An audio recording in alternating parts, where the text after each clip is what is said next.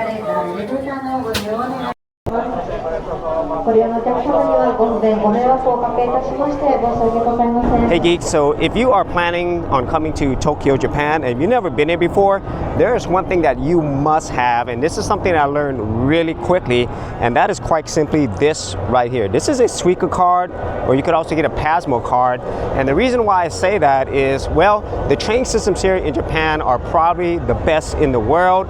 They can get you practically anywhere, and they are a must-have travel option, especially if you are on a budget, because it gets really expensive to get around with taxis and stuff. And the thing is, if you're having to carry around a lot of change, a lot of coins, and you have a lot of connecting trains, which you will as you are traveling around Tokyo, it could be an absolute huge pain and sometimes a nightmare to kind of get around.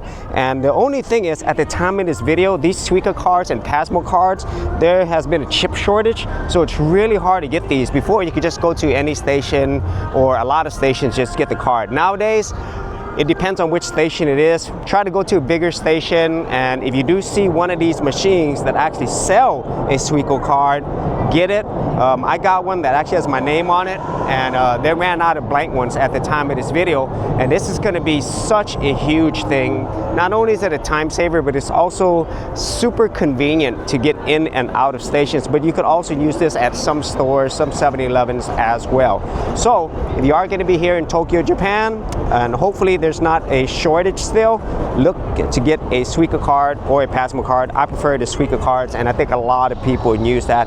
Or if you actually have an iPhone, they do have a Suica app, and so for people who have iPhones, this might not be a big issue, but at least for me, if you can, get this card. This is a must-have if you are visiting Tokyo.